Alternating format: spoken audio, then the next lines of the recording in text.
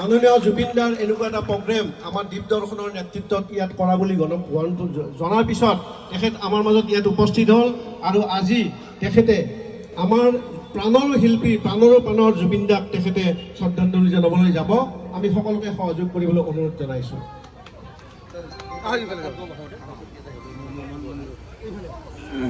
মোৰ কোনো জাতি নাই, মোৰ কোনো ধৰ্ম নাই, মই বিহংগ, মই এটা উৰণীয়া পক্ষী।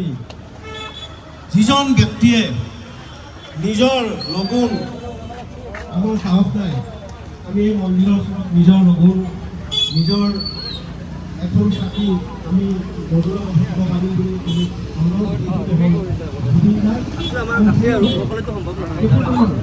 এই শেষ অনুষ্ঠানত গোটেই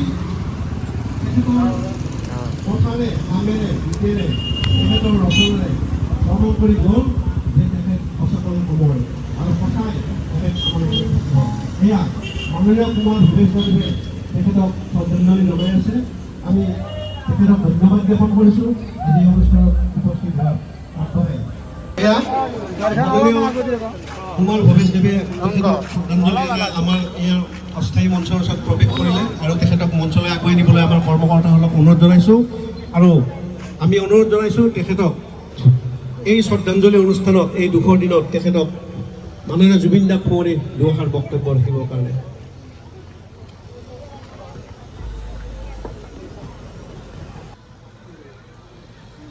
এই দুখৰ খবৰটো মই যিদিনা প্ৰথম শুনিছিলোঁ সেই দিনাৰ পৰা আজিলৈ মই টোপনি মাৰিছোঁ নে ভালদৰে খাইছোঁ।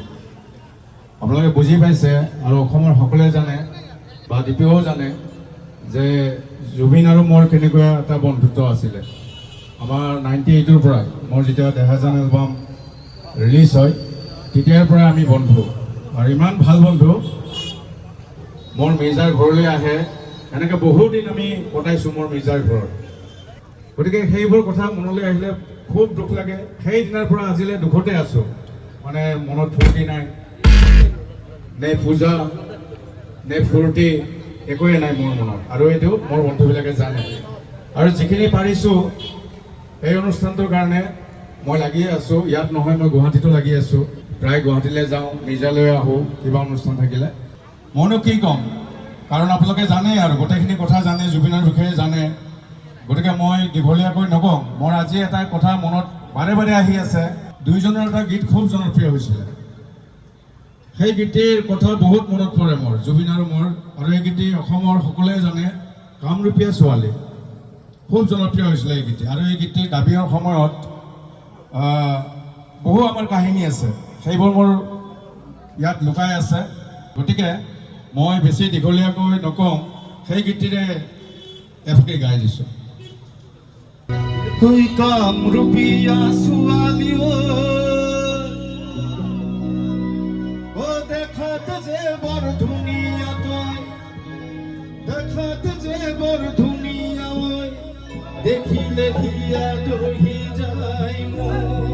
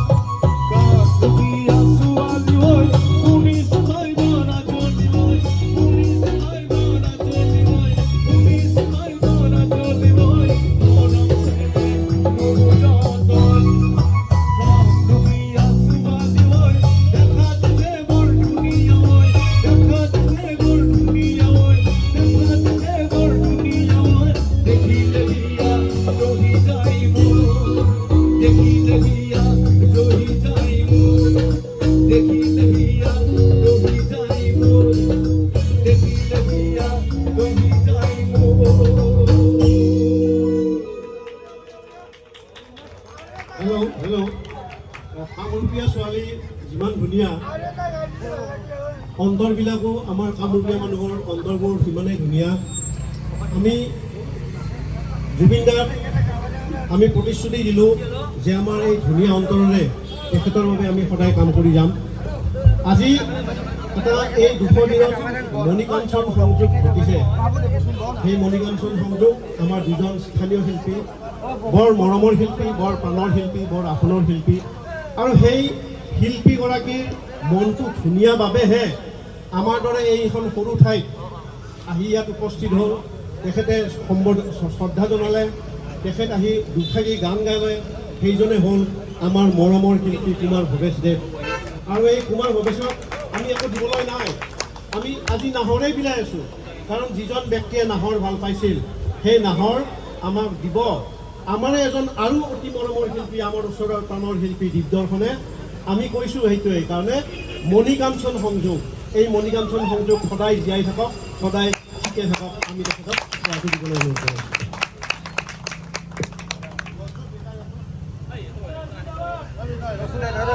বহুত ধন্যবাদ জনাইছোঁ। আজি তেখেতে যে এনেকুৱা এটা অনুষ্ঠান আহি আমাক যি সময় দিলে তাৰ কাৰণে বহুত বহুত ধন্যবাদ। নমস্কাৰ।